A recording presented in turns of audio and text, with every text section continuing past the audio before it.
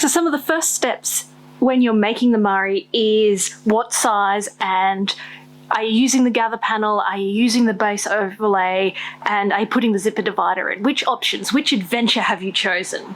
So size is a fairly obvious one. So it's the mini, and you can see the cardboard. That was my original pattern piece that I've made that I then digitized. For this particular one, I'm going with the mini size.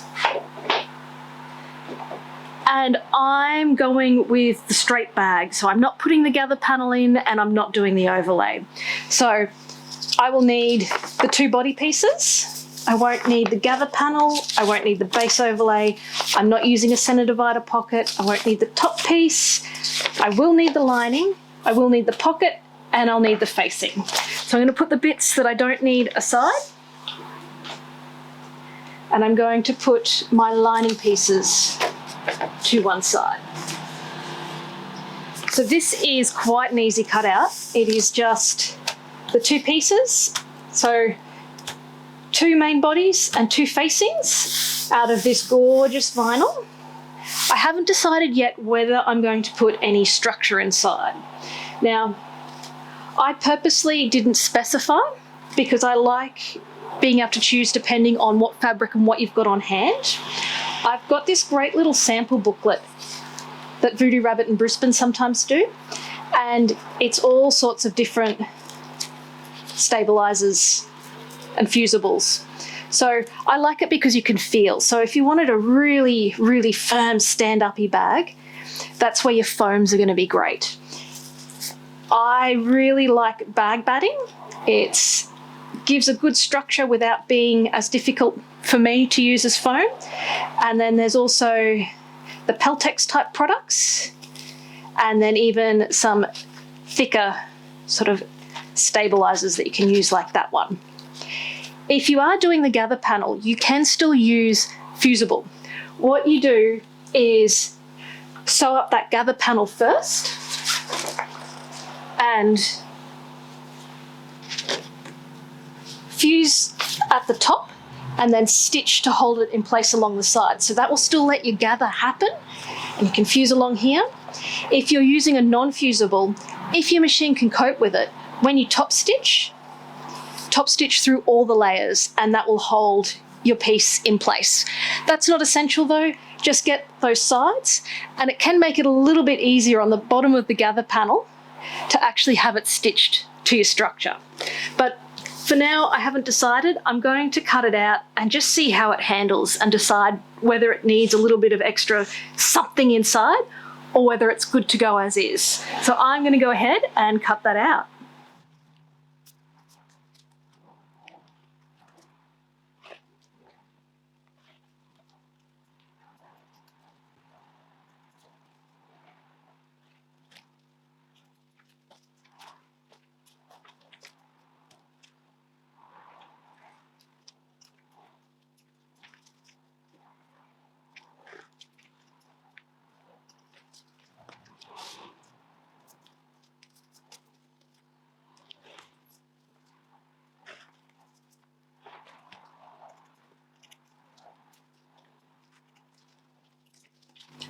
I'm going to add one of these fantastic handmade logos to one of the panels. So I thought I'd show my method of doing that. So the first thing I like to do, sometimes even with some pliers, is carefully bend in the legs. The reason I like doing pliers is you can get right in close to the base and get it nice and square. And then see if I can get, so I know it needs to be the 2 outside bars of this. I love using kangaroo leather as backing. Even though this isn't structural, it's just decorative, I know that this isn't going to tear. It's a great way to use up scraps, and I'd say it's almost essential for things like magnetic snaps. I'm just going to cut those. So that's my backing ready to go. I'm going to fold this in half and use the markings on my mat. Might even go from the back, because then I can draw on the back and I don't have to worry about the pen staining. I know that that's the halfway mark there, and I can double check. Base needs to go a little bit further out. My edges are nice and straight there. So I know that that is looking fairly good. Just double check.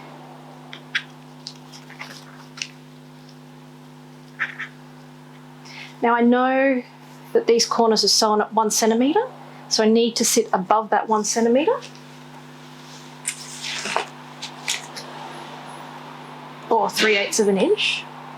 So it has to sit above this line. But I might go up a little higher.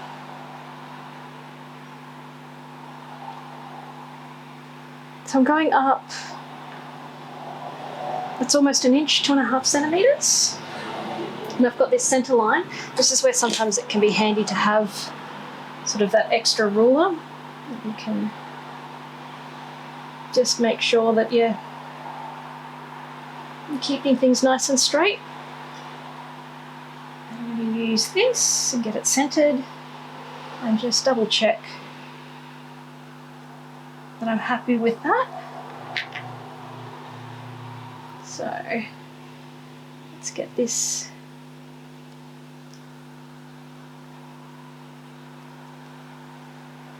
And then you can also just measure out .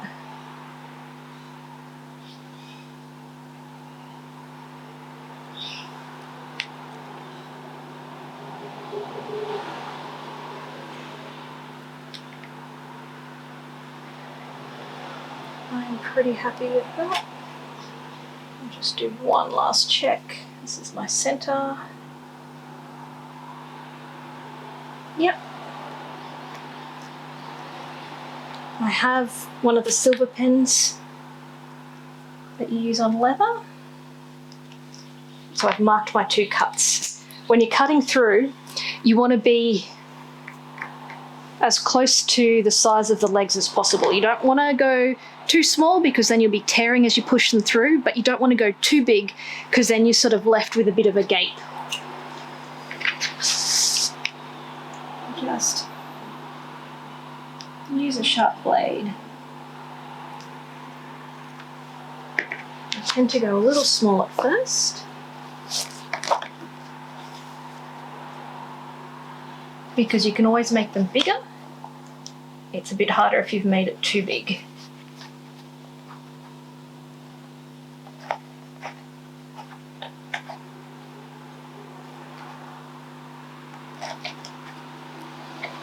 So that's gone in there. Push it down. You can put a dot of fray stopper around those legs if you want, and sometimes even putting a little bit of foam in behind can give it just a nice little bit of a push up. So that's my leather backing. It's my washer down, and I'm going to push these legs out because what I can do is actually push them down a little bit further. And then the last step is to get something like masking tape, because you want to put a layer over there to stop it rubbing, because it will actually rub on the lining on the inside, and over time that can actually cause a lot of damage and even rub through. So that is that nice and sealed in place, and that is going to look fantastic. So that is my little bit of extra bling on this bag. And the next step is cutting out the lining. Now, as you can see here, I should have ironed this fabric. It is a little bit crinkled. When you're cutting out a woven fabric, keep in mind that you need to cut it on the grain, and also just keep an eye on if your fabric's directional, that you're cutting it in the same direction. Now, I am going to fast forward through the cutting out as it is just a little bit boring.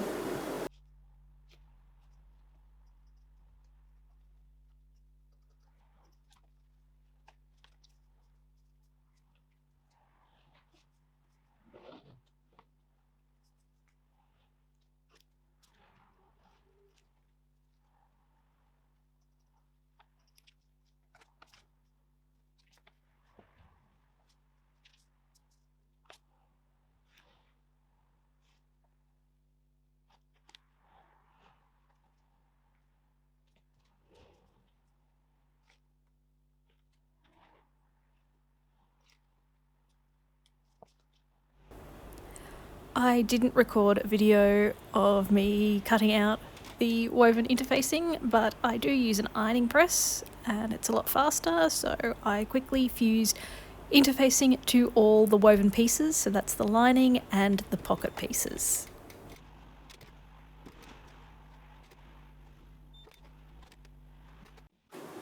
So I really do my straps first, as I say in the instructions. I'm using the industrial machine here, and unfortunately, as you can see, I didn't get the camera angle right, so you can't see what I'm doing. But I am sewing down one side of the strap, back up the other side, because those raw edges will tuck inside. So one of the first steps is putting in the pocket. You'll need to make sure you have a pocket because you need somewhere to turn through. So grab, got pocket pieces and you need one of the linings, the rest can go to one side. I'm using a larger zipper on this rather than the dress zipper. I think the poppy goes beautifully. So I'm going to use one of these zipper templates, but the measurements are in the pattern. And grab one of the pocket pieces and we're going to draw the window on the back. Now, when you're doing this, the real consideration is you want the zipper as high up as you can so that you're not wasting room at the top of the zipper, but you don't want it right at the top because when you sew that box in and turn it through, it will suck it down a little bit. So I usually don't worry too much about what's written in the pattern. I fold the pocket piece in half.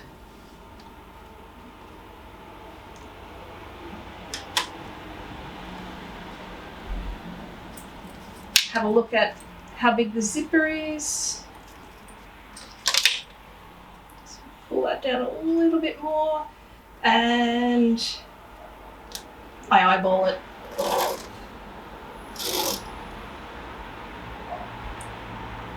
Might go to there.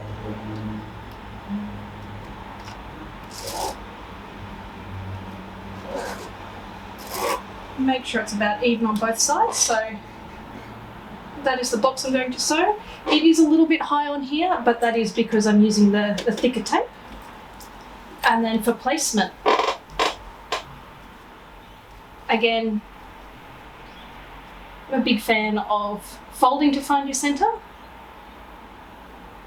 especially where you're using fabric because you can always iron that out if there's a super big crease that you're not happy with. And you can just match the two fold lines up. When you're placing your pocket with the box corners, you don't want it sitting down here because it won't sit flat. So you want to make sure that you're at least 1 centimetre or 3/8 above that box corner, that it's centered. You can even measure down from the top here and make sure 40, that it's about even. So I'm happy with that placement. I'm going to pop a couple of pins in and then it's a matter of sewing around that box.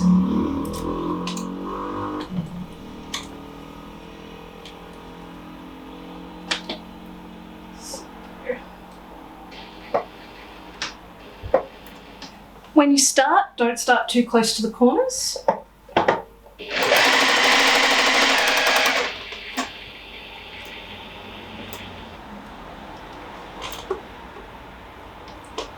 And one thing I like to do is count the number of stitches on the ends so it's the same on both sides. So that was 3 stitches.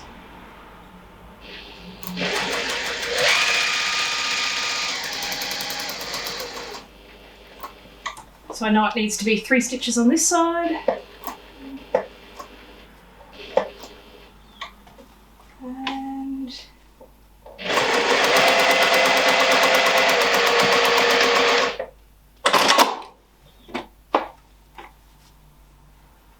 I'm going to is my box sewn in. And grab some nice sharp scissors.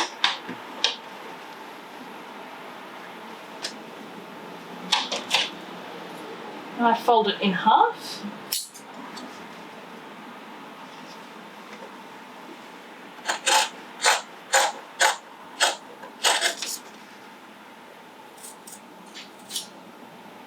So you want to get as close as you can into those corners without nicking the stitches. And the way that I check is I pull it flat and see if I can get a straight line right across the stitches. So I can see there, I'm pretty good. I'm going to do the same on the other end.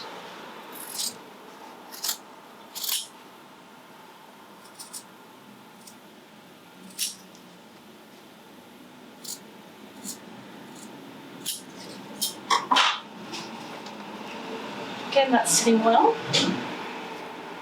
And I like to start pressing this by hand before I move it over to the iron.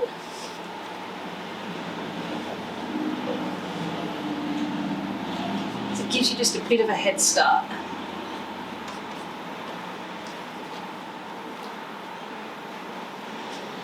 So get pulled through.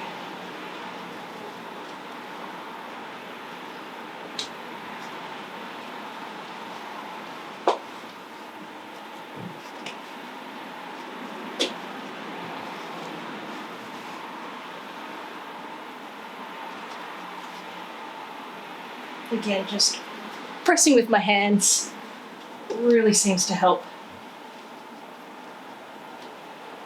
And always work from the top because you will get puckers, but it's better that the puckers are on the back. So have the lining of the bag facing you as you work that.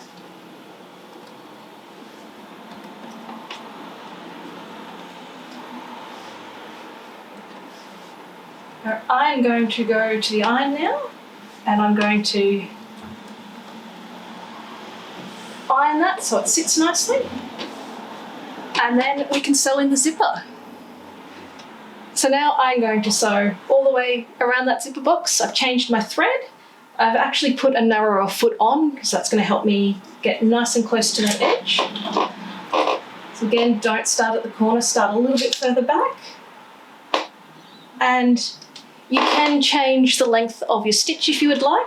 Sometimes I even write down the stitch length. So if you're sewing the normal seams at 2.5 and you're taking it up to a 3 for a top stitch, put a post-it note or some sort of note on your machine so that you remember what your top stitching setting is. So I had a camera failure and it hasn't recorded sewing the line of stitching around, but it's fairly straightforward. Just sew it around. And then the next step is putting the other side of the zipper on. So what I like to do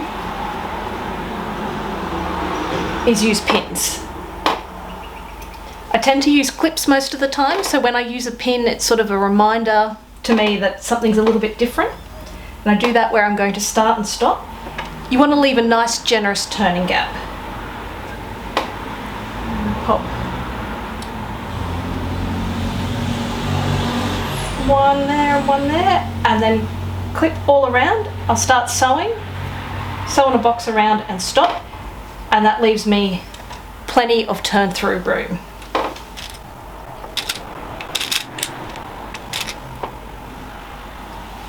So put as many clips or pins in as you need.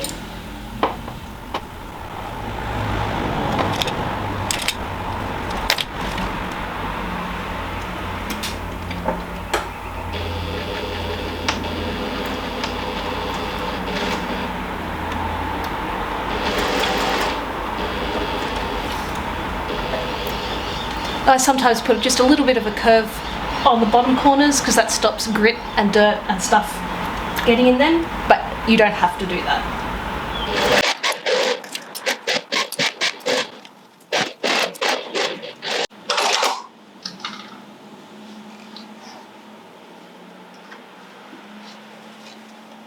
And that's the other side of the zipper with a nice turn through. make sure you open the zipper. I will try and say it a few more times because there's nothing worse than having the whole bag inside out and realising you don't have that zipper open. But that is how we're going to turn through the bag. If you're really worried about your bag being too difficult to fit through there, you can leave a much bigger gap in the lining, sew that up through the pocket and then sew the pocket up, but you can't do that if you're putting the pocket divider in. I think I'll do a separate video showing that technique because it can be good if you're using something really crisp that's just not going to want to turn through. But for now, that is the zipper in, and we're ready for the next step. So next it is attaching the facing to the lining to make a full lining piece. I've changed to my Teflon foot because I am using a vinyl. And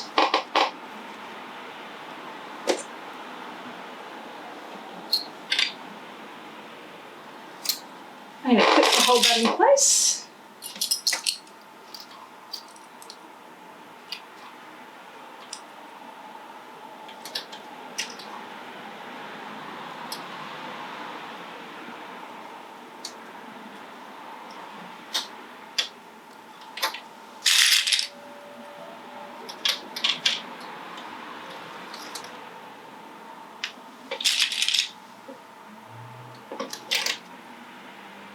For this, I'm going to sew with the cotton woven on the back next to the feed dogs because it's slightly more stable, but you don't have to do that. And just sew along at that 1 centimetre 3/8 seam allowance.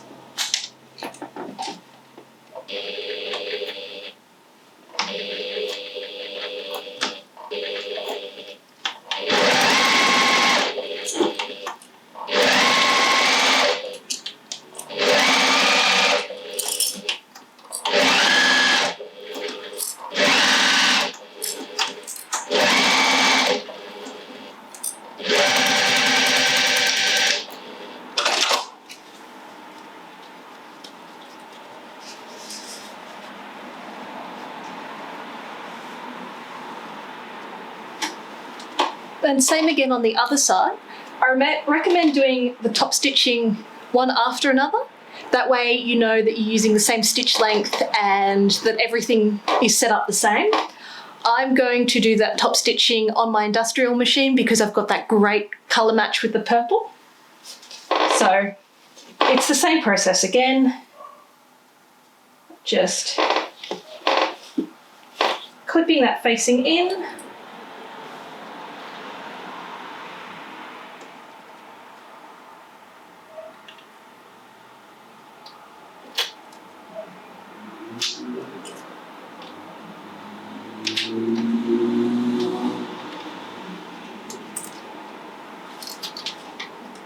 And 1 centimetre 3/8.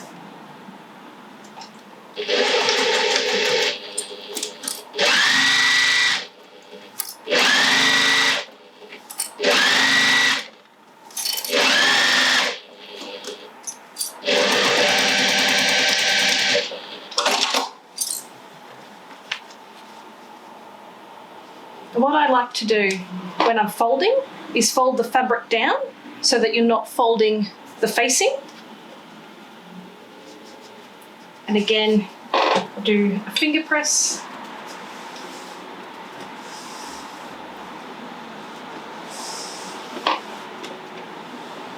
And I'm going to put my line of top stitching on the fabric side. So that will get the 2 layers of fabric and then the 1 layer of the vinyl.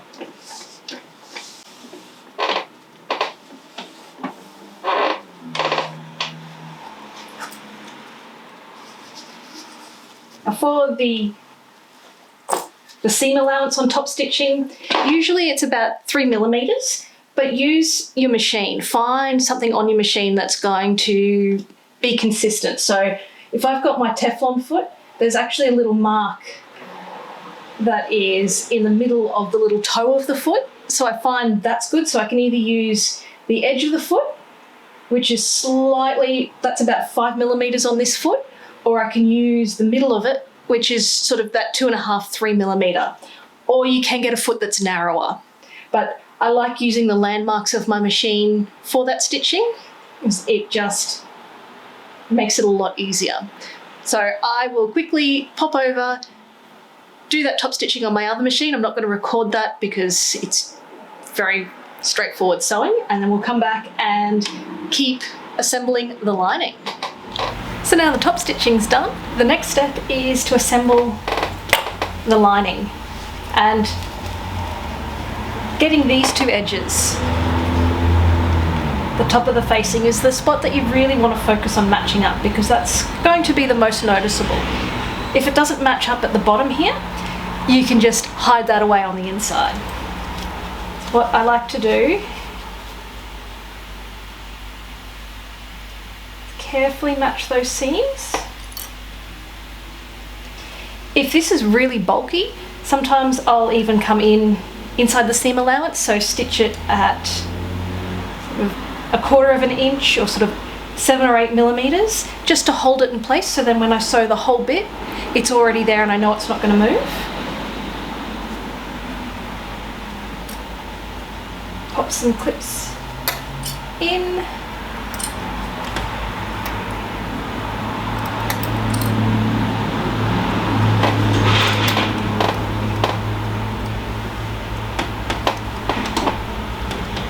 On these thick bits, sometimes it can be handy to use a hump jumper too.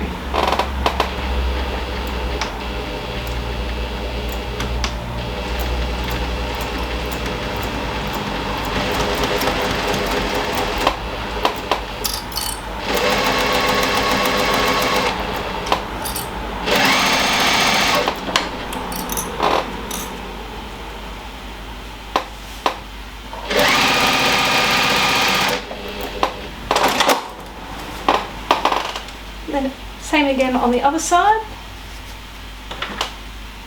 Just chop some of these out of the way. And try and match those up.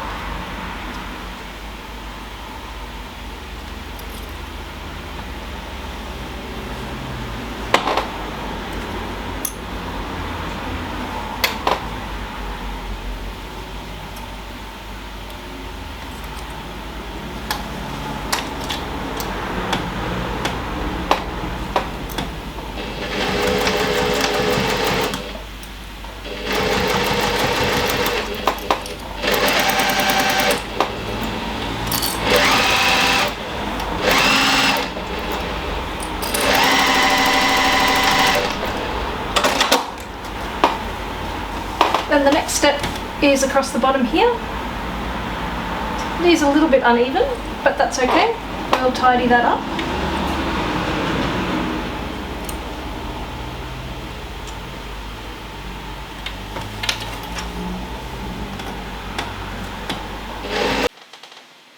So once the 3 sides have all been sewn in, the next step is boxing the corners.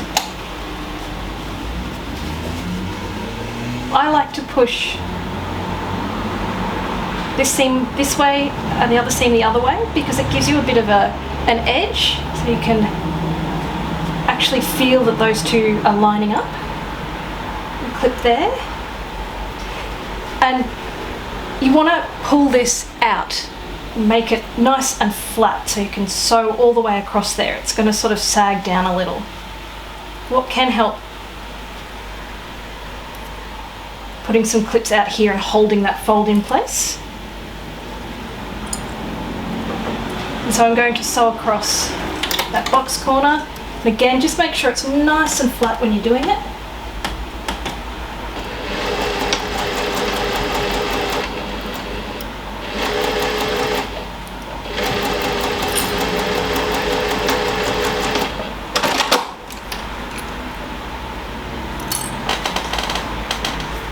And that's going to seal that up nicely. So although these bits might be a little bit uneven, when you look on the inside, it looks great. So I shall do the other side. I like to keep, whichever way I've pushed this seam, keep it the same on the other side. So that one goes this way. And again, make sure they meet. Now this one, there is a little bit of a gap there, but once it's all sewn up, you won't be able to tell that that's not quite perfect.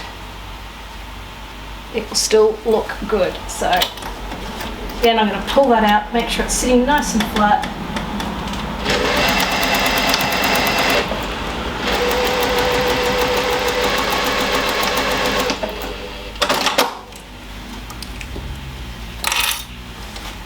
And that is the lining done. Your pocket ready to go. Again, make sure that zipper's open. So we can put this to one side and start on the outside. Next, I'm going to attach the straps.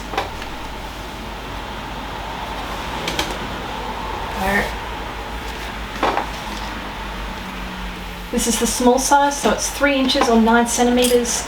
You can adjust this. You don't have to follow, so 9 centimeters.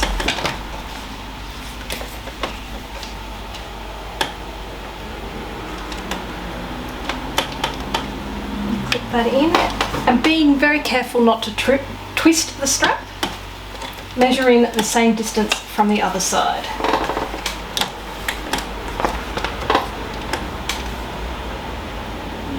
Centimeters.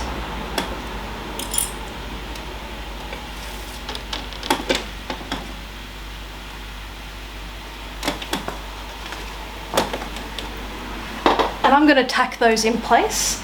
So tacking is just adding a row of stitching that's not final stitching. I'm going to make sure that it's not outside the seam allowance. So I'm going to sew it at 1/4 inch and hold both of them in place.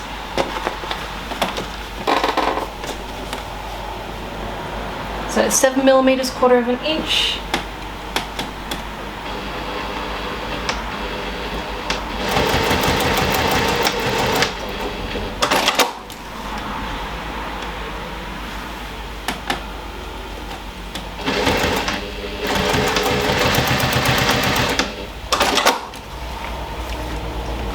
So they're now held nicely in place. And it's the same again on the other side.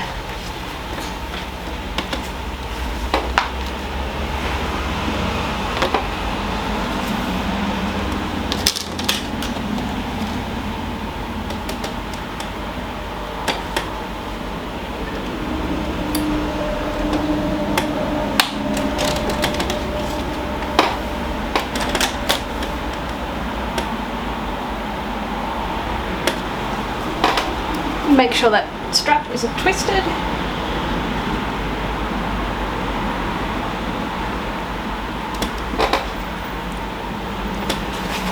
And what you can do before you sew the second side in is get that first side and check and make sure that the straps are in the same spot, so that way you know they're going to look good. And that one is great. So again, 7 millimeter, 1/4 inch, so to hold those in place.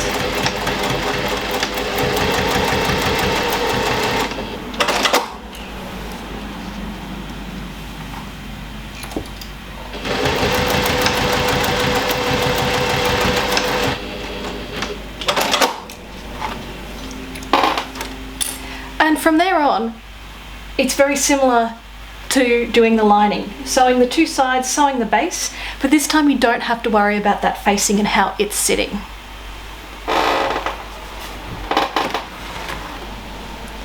So I'm going to add a second row of stitching. This really helps to stop grinning where the stitches show and just provides a little bit of extra support. So the dark grey is the top thread, the light grey is the bobbin, so I'm going to do it from the other side.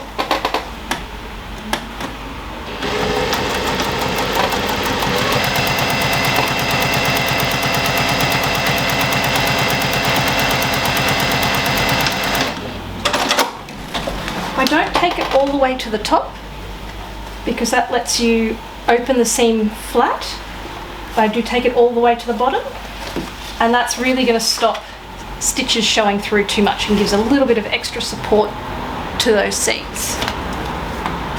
That is the two side seams done. And then to finish off boxing the corners, I'm going to use the same process as I did for the lining. I'm going to push one way, one the other, and butt those two seams up nice and snug.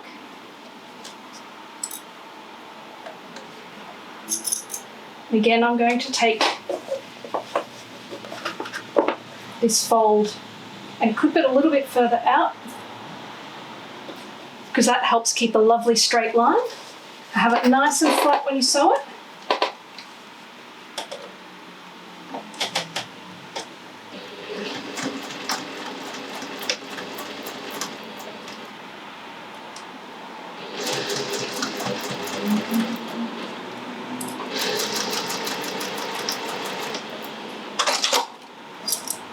And I'm going to add a second row of stitching to this one as well.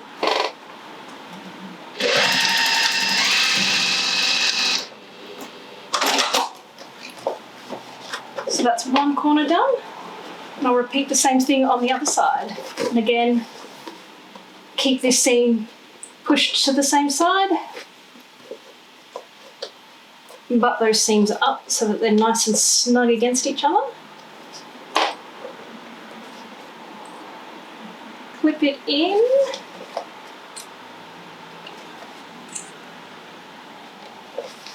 Nice and flat, nice straight line.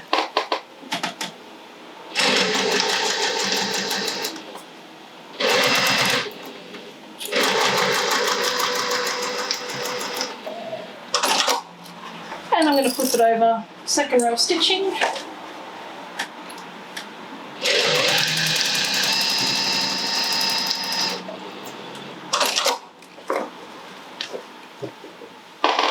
And that's all sewn up. So this can be a great spot to stop and check and just make sure that you're happy. I can see those corners are looking good. My stitches aren't grinning too much. Quite happy with that.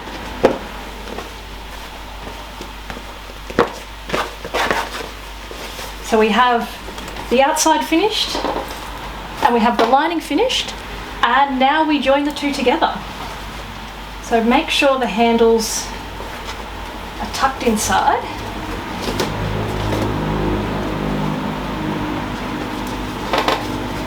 Sitting as snugly as they can. I'm going to turn the lining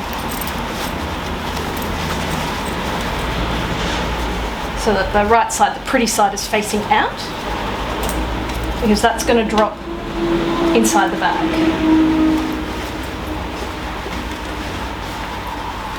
If you're finding your machine's having trouble with bulk, you can snip quite a lot of this away, and so when you're stitching you can almost make it so you do one stitch, hand wheel it, put the second stitch in that join, and then push it around a bit further, so you can cut quite a bit back just to help you in those corners. I do like to have my seams flat, but if you're finding it really hard to match up, you can do push one way, push the other, the same way that I did on the corners. I start with these sides first.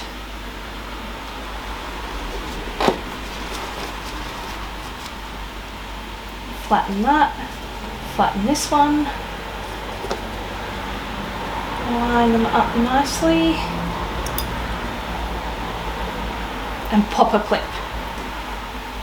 These are where you really, these corners are where you'd notice if it was out of alignment. So I start there and then clip around the top.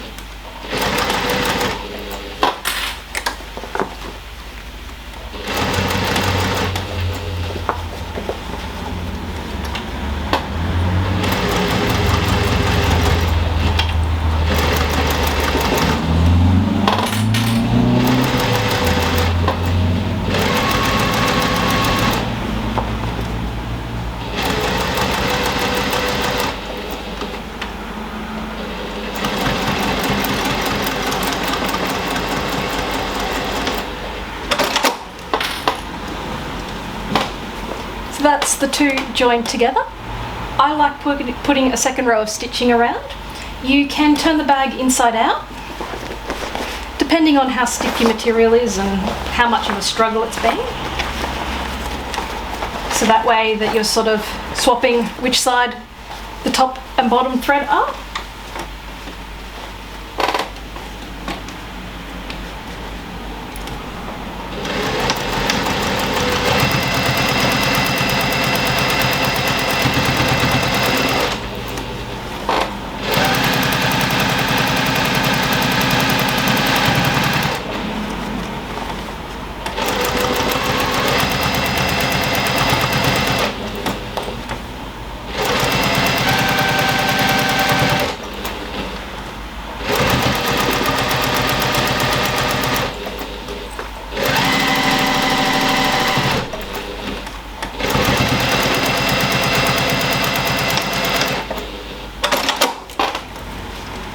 And that's my second line of stitching. So the two are completely joined together now. So now that the inside and the outside are joined together, it's time to turn through. So this is where having that zipper open helps. And what I like to do when I turn through is to put my hand inside and grab these corners and pull them with me. So I'll go through the zipper. So now the inside and the outside are joined together, and the next step is to turn through or berth the bag. This is where having the zipper open is fantastic. And what I like to do is, on the outside, grab these two corners from the inside, grab them first and pull them in. I find it just makes it a little easier, so I'll put fingers there, thumb on this side, squeeze them, make a little basket and start pulling that through that zipper and the base of the zipper pocket. If you've got hardware or bling, just be really careful of that, make sure it doesn't snag. And mostly just slow and steady on this. It's always a scary step. You're always worried that you're going to hear something tear. Just push through a little bit at a time.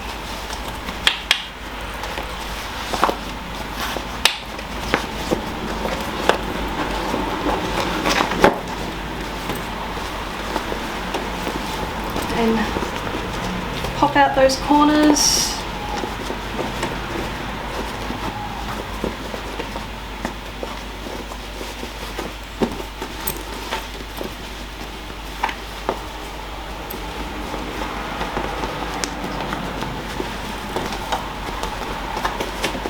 Start folding down that facing, pushing it down.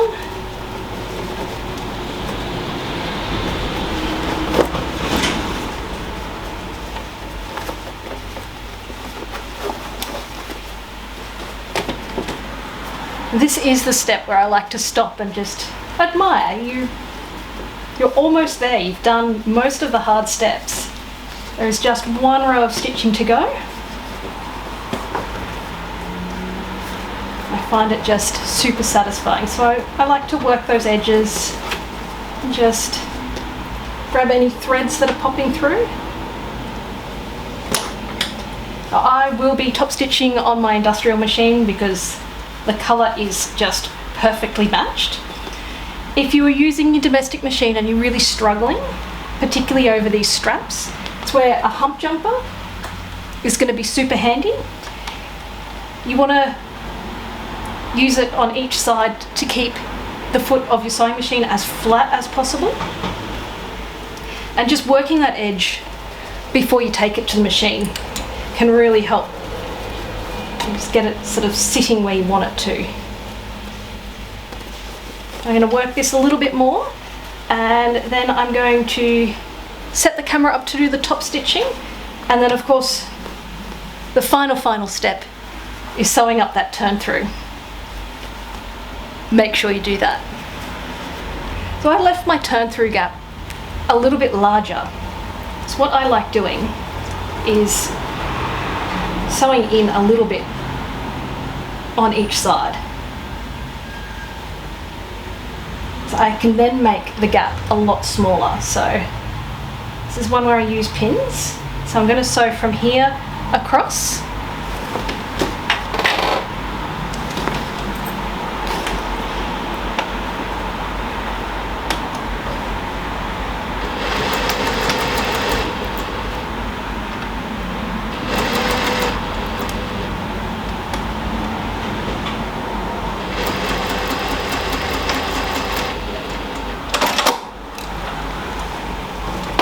I'm going to do the same as much as I can on the other side.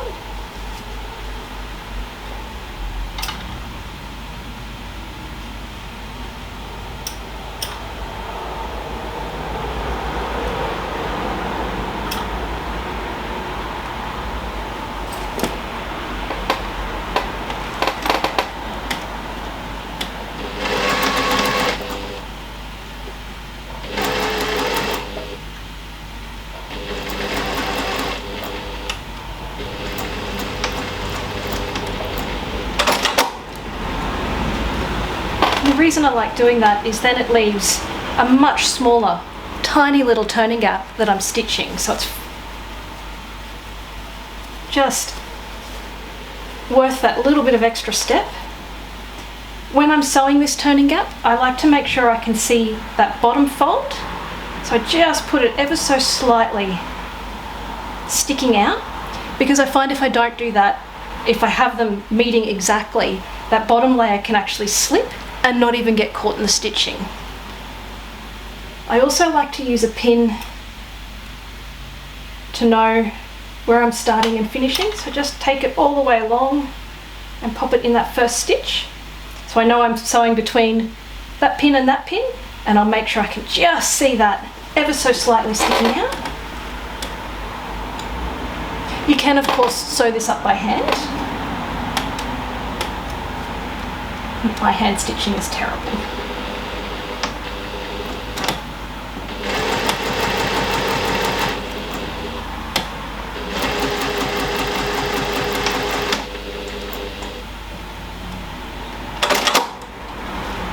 So that is the turn through sewn up.